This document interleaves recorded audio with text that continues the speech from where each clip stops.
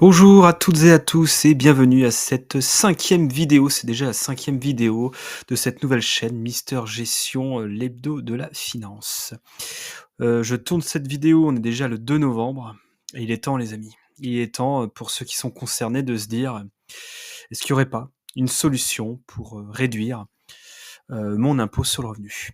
L'impôt sur le revenu, on n'y pense pas tout de suite. L'impôt sur le revenu, c'est la déclaration de revenus, c'est, quelque chose aux alentours entre fin avril et mai, voire début juin pour certains départements. Néanmoins, certaines de vos dépenses que vous aurez fait d'ici le 31 décembre pourraient avoir un impact direct sur ce que vous aurez à payer. Il y a plusieurs dizaines de possibilités pour réduire cet impôt-là. Il y en a qui sont plus ou moins simples. Moi, je vous en propose 3. 3 qui sont radicalement différentes. C'est parti. Ensuite, comme je vous disais, la date limite, c'est le 31 décembre 2025 pour agir. La solution numéro 1 que je propose, c'est quoi? C'est quelque chose d'assez classique. Ça s'appelle le PER. Je remonte mes petites flèches pour que vous ayez la découverte le moment venu. Alors c'est quoi le PER? Le PER, c'est le plan épargne retraite. Donc déjà, c'est quoi? C'est un truc qui ressemble beaucoup à une forme d'assurance vie. C'est certain, mais avec un gros inconvénient. Vous mettez des sous dessus, ces sous vous sont dus, il n'y a pas de souci, mais ils ne pourront pas être débloqués avant le départ à la retraite. Donc c'est d'argent que vous n'allez pas retoucher du tout avant très longtemps. Il y a quelques exceptions, mais elles sont très limitatives. Il y a quelques années, ils ont quand même rajouté la possibilité de le faire au moment où on pouvait, acheter sa résidence principale. Ouais, bon, si c'est une grosse somme, ouais, c'est une autre chose à dire. Tout élément récupéré devient, imposable et ça peut faire très mal au niveau de l'impôt sur le revenu. Où est-ce qu'on peut en ouvrir un? Bah, dans n'importe quelle banque, n'importe quelle assurance. Votre banque traditionnelle pourra vous en ouvrir un, même votre assureur. Mais moi, mon conseil, ce serait de choisir un organisme en ligne, parce qu'ils sont souvent moins chers. Je vous ai mis là en écrit ceux qui avaient plutôt bonne presse, Yomoni, Linksea, Fortuneo, qui ont l'avantage, d'avoir moins de frais. Alors quels sont les critères de choix si vraiment vous voulez en ouvrir un? Eh bien, il y aura les frais de gestion, évidemment, qui sont toujours moindres quand on est en ligne. Il y a le nombre de supports, il y a la performance aussi qui est proposée par le fonds euro, puisque ça fonctionne exactement comme une assurance vie. La seule différence, c'est que vous pourrez la débloquer dans le cas général qu'à votre départ à la retraite. Donc avoir de nombreux supports de qualité et gage de bonne performance. Alors du coup, on peut mettre de l'argent là-dessus exactement comme une assurance vie, ça c'est certain, mais quel en est l'avantage fiscal? Il est assez conséquent. Attention, ce n'est pas une réduction d'impôt, c'est une déduction. Ça veut dire que ça va venir en moins de votre revenu imposable. Ça ne réduit pas votre impôt directement, ça réduit votre revenu imposable, c'est-à-dire la somme de vos salaires touchés par vous et l'ensemble des membres de votre foyer fiscal. Il y a un plafond qui est 10% du revenu net annuel, ou alors donc de votre rémunération pour faire simple, ou 10% du PASS 2025, le plafond annuel de la sécurité sociale, qui était de 47 100 € cette année, donc ça fait 4 710 € pour la quote-part de 10%. Donc ça veut dire que si vous versez là, maintenant, avant le 31 décembre, c'est plutôt avant le 31 décembre, parce qu'il faut que l'assureur ait le temps de faire la manip, viser quelque chose comme le 10 décembre, dernier carat. Ça dépend beaucoup des assureurs et de leur réactivité. Et bien là, vous pouvez faire un versement de 4 700 €. Vous n'êtes pas obligé de mettre autant, hein. Moi, les premières fois où je l'ai fait, j'ai mis beaucoup moins. C'était pour tester, une année donnée, 1 000 €, quelque chose comme ça. L'avantage, c'est que vous pouvez mettre chaque année, vous n'êtes pas obligé de faire ça chaque mois. Vous pouvez le faire en fin d'année, en fonction de la trésor qui vous reste et en fonction de si l'année a été bonne ou pas.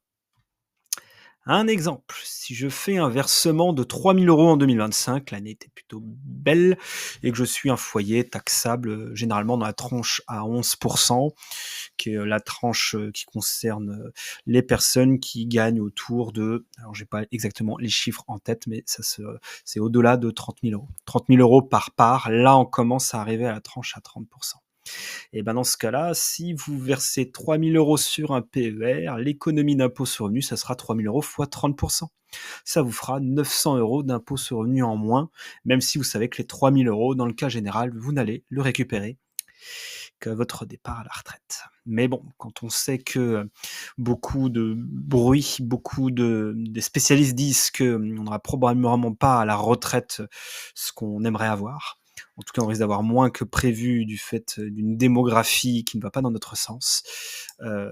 Ça peut être une bonne chose que de mettre de l'argent dans un PER. Quel en est l'inconvénient fiscal numéro 1? Eh bien, à la retraite, la sortie du capital est imposable au barème progressif. Donc du coup, on se dit: «Ah bah génial, je mets de l'argent, je peux déduire, je le récupère, je suis imposé». Là où ça peut être intéressant, c'est si, alors du coup, quand est-ce que c'est intéressant?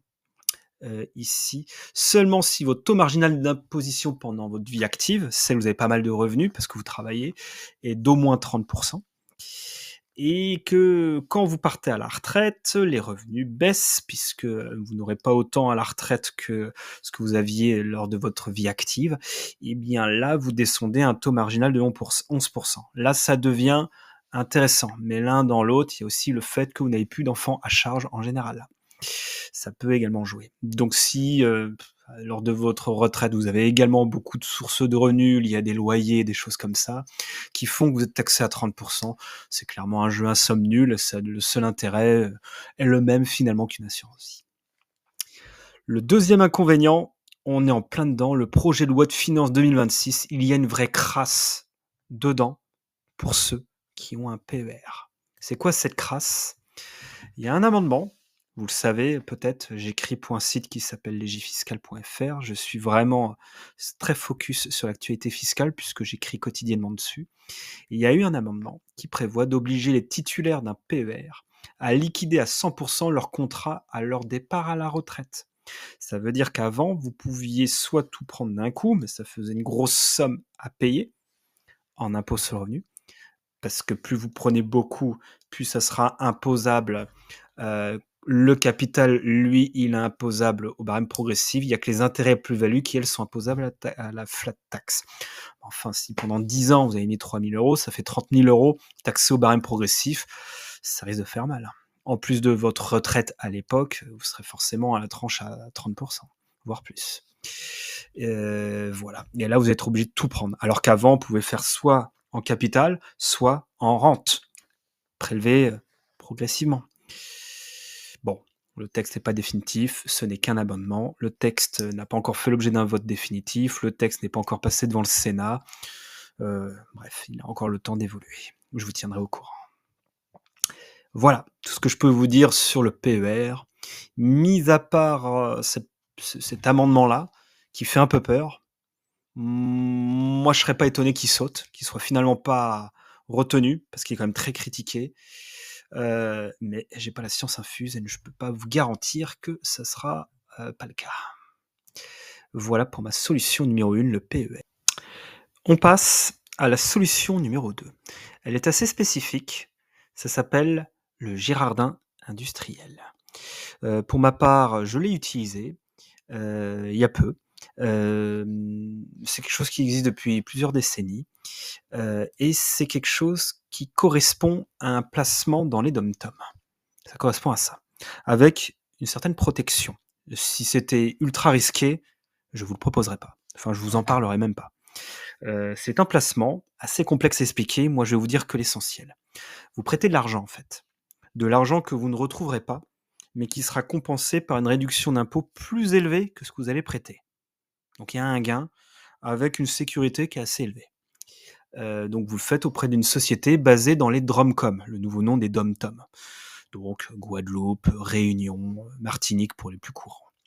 Cette société va acheter et louer à des entreprises locales des biens d'équipement. Voilà. La société achète des biens et le loue à des entreprises locales. Des biens d'équipement, des machines, des choses comme ça, la plupart du temps. Voilà pour le principe. Alors comment ça fonctionne? En tout cas pour l'impôt sur le revenu. Au cours de l'année civile, eh bien, vous allez réaliser des versements, un seul versement même, par le contribuable auprès d'un prestataire. Ça se fait auprès d'un prestataire. On ne se lance pas comme ça dans un investissement girardin. Lors de la déclaration des revenus, quelque part autour du mois de mai 2026, vous allez bénéficier d'une réduction d'impôt sur le revenu qui va être égale au versement plus une certaine rentabilité, entre 10 et 21% selon les cas. Voilà. Plus vous le faites tard dans l'année et moins le taux sera élevé. Est-ce que c'est risqué? Assez peu pour moi si on fait appel à un prestataire sérieux. C'est-à-dire, j'ai mis une liste Interevents, Invest, Financial, Ecofip, Profina.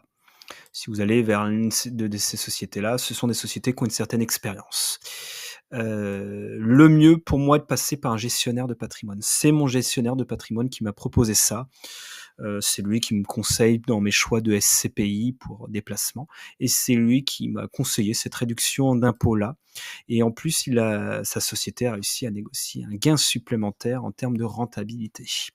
Ce que j'aurais probablement pas eu tout seul en allant voir un de ses prestataires. L'inconvénient que vous pourrez lire, c'est que vous risquez un contrôle fiscal pendant 5 ans. Enfin bon, moi je connais des personnes qui l'ont fait, ils n'ont jamais eu de contrôle fiscal. C'est plutôt la société qui risque d'en avoir un, la société à qui vous prêtez de l'argent, par l'intermédiaire de votre intermédiaire, puisque eux doivent s'engager à prêter à louer ces biens-là auprès d'entreprises éligibles pendant 5 ans.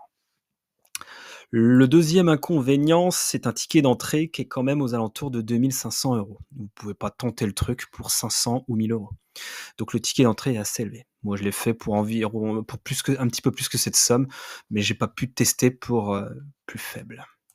L'exemple, versement de 3 000 € en septembre 2025, par exemple. Là, moi, mon prestataire, qui fait partie de l'un de ces groupes-là, m'a proposé 17%.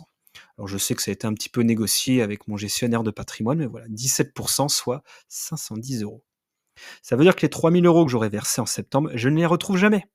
Mais lors de la déclaration de revenus, je déclare 3 510 €. Et quand je vais payer mon solde d'impôt sur le revenu, ça va venir se déduire. Donc le vrai gain, c'est les 17%, pour moi en tout cas, soit 510 €. Et je sais qu'on me disait que si j'ai passé au 1er octobre, si l'investissement était après le 1er octobre, bah là je baissais à 15%, ce qui est quand même pas mal. Voilà, 21%, c'était si je l'avais fait en tout début d'année, mais j'aurais lâché pas mal de trésor dès le début d'année, pour ne le retrouver que quelque part comme 18 mois après. Voilà pour ce point-là. C'était la réduction d'impôt Girardin industriel. La dernière solution, la troisième et la dernière, elle est un peu plus morale. C'est celle qui ne vous fera gagner absolument aucun argent. Mais c'est un choix personnel, presque philosophique. Je veux parler évidemment de la réduction d'impôt pour dons, faire des dons. Ça répond vraiment à une volonté sociale dont le but est de se dire je préfère être acteur de ce que va devenir l'argent de mon impôt sur le revenu plutôt que laisser le gouvernement faire suivant des décisions auxquelles je ne suis pas forcément d'accord. Là, au moins, en faisant un don, vous avez le droit à une réduction d'impôt et au moins ce don-là profite à une cause qui vous est peut-être chère. Il y a 2 formes de dons. Le don qui vous permet d'avoir la plus grosse réduction d'impôt, ça s'appelle les dons Coluche. Ce sont des dons qui vous donnent droit à une réduction d'impôt de 75%, quand les autres ne vous rapportent que 66%, ce qui est déjà pas mal. 75%, il faut que ça soit dans des dons à certains organismes sans but lucratif, d'intérêt général, dont l'objet est l'aide aux personnes en difficulté. L'aide en termes de nourriture, l'aide en termes de logement, en termes de soins médicaux et depuis l'an dernier pour les associations spécialisées, en tout cas qui s'occupent des violences faites aux femmes, qui viennent en aide à ces personnes-là en tout cas. La réduction d'impôt, au taux de 75 elle était jusqu'ici plafonnée à 1 000 € et c'était déjà un plafond majoré, mais qu'on avait déjà depuis 3-4 ans. Ça devait s'arrêter en 2026. L'an dernier, ils ont décidé que ça serait pérenne, à vie, les 1 000 €. Enfin, jusqu'à ce qu'il y ait une règle contraire. Alors que le projet de loi de finances pour 2026, lui, il a porté le plafond à 2 000 €. Donc c'est récent. C'est un amendement, c'est pas un amendement, c'est dans le projet de loi de finances initial, il portait de 1 000 à 2 000 € dès fin 2025 et honnêtement, c'est typiquement le genre d'amendement qui va jusqu'au bout, puisque c'est un amendement plutôt social qui était dans le texte initial. Je vois pas pourquoi il serait remis en cause et d'ailleurs à l'Assemblée nationale, il n'a pas été remis en cause. Donc vous pouvez verser 2 000 € à 75 1 000 €, ça vous est déjà une réduction d'impôt de 750 €. 2 000 €, ça vous fait une réduction d'impôt de 1 500 €. Il y a vraiment que 500 € à votre charge. Et vous pouvez utiliser notamment ce lien utile ici, que je vous ai mis ici, et qui vous permet de voir quelles sont la liste des associations auxquelles vous pourrez verser tout en bénéficiant de cette réduction d'impôt. Je trouvais pas mal ce site parce que au début, on cherche, on sait pas trop où aller. Ça peut être Médecins du Monde, ça peut être évidemment les Restos du Cœur. Ils sont en 10e là, c'est le plus connu évidemment, le Secours populaire, Action Enfance, etc. Action contre la faim. Vous avez également pour terminer d'autres dons qui ne rentrent pas dans l'aide aux personnes en difficulté. Ça va être des dons aux organismes d'intérêt général ou reconnus d'utilité publique. Généralement, ça peut être dans des thématiques liées à l'environnement ou liées à la santé ou à la recherche. Là, la réduction d'impôt est un peu moindre, 66 dans la limite de 20 du revenu imposable.